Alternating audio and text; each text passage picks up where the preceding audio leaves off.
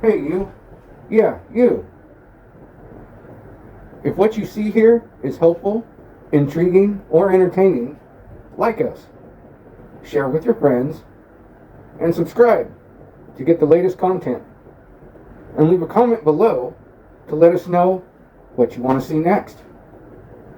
See you soon. Previously on Captain Save a Home and the Captain's Shorts.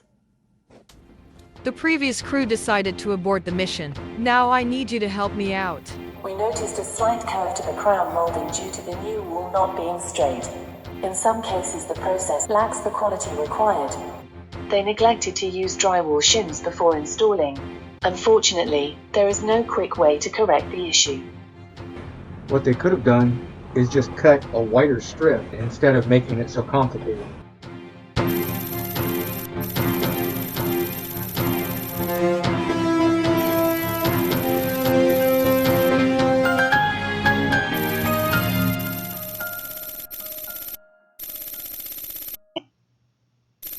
The quality of work that we're finding is still coming up short.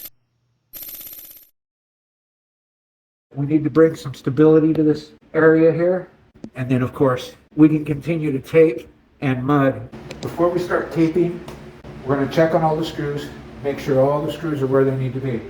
They do make drywall screw bits, and that keeps the screw from going any further than it has to be for code.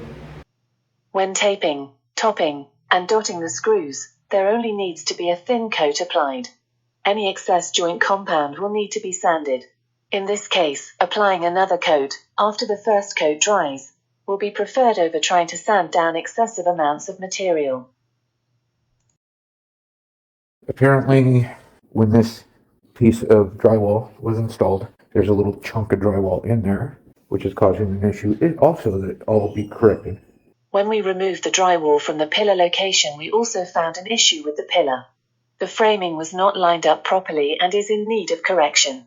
Luckily, the issue is with the peripheral boards and not with the load-bearing portion. The difference between the load-bearing post and the peripheral framing is about 3/8 of an inch. So we're using the strips that we cut off for the structural crown molding to be used as our shims. However, the 3/8 inch thick wood is too thick to install them with staples. So we'll end up using finish nails to secure them in place. The bottom of the pillar is corrected, and we can install the drywall again. If the drywall that was previously used is being reused, place the new screws in different locations from the existing holes, while still following the proper screw pattern.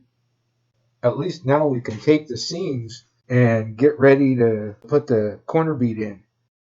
Use this opportunity to check for low spots, one of which is the location where the old window was taken out and covered up. We're going to be using another batch of powder mix to fill in where that's still low, and we're going to get it as close as possible without being too high.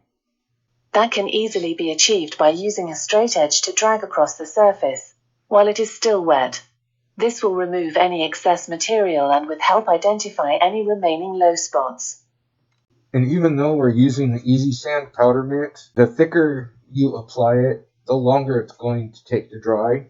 But as long as you have fans nearby, it will help circulate the air. You want to face the fan away from the surface. The material will dry better that way. The drywall corners around the windows were also done incorrectly. The edges of the drywall should not be flush with each other and need to be trimmed back. Using a utility knife or oscillating saw corrects this issue. Now this is what it should look like. Cutting it back like this keeps the corner bead from sticking out too far and avoids a sloppy look. We are measuring the inside of the window opening and cutting the ends at a 45-degree angle with the window measurement in the center of the angle, and using a corner bead with the tape at the edges, so there will be no nails required. Spread joint compound on the area where the corner bead will be placed, as well as on the inside of the corner bead itself, and press it into place. Complete the installation by using a mud knife across the edges to remove the excess material. We did find another spot around this switch box that we had hoped was going to correct itself. We filled in the gap above and below the electrical box with joint compound to give the switches the ability to sit on the wall surface. However, the joint compound might not be stable enough on its own. It would probably survive, but I don't like basing my life on probably. So we're going to reinforce it on the top and bottom with a little bit of drywall tape and smooth it out. We are using the bullnose corner bead with the tape around the edges like we did around the windows. As long as the corners are straight, they are easier to apply in longer, vertical areas than other corner bead configurations. It is as simple as applying the joint compound to the corners, pressing the bead in place by hand, removing any excess joint compound by pressing the tape edges with a drywall knife and top the edges with the compound to secure it.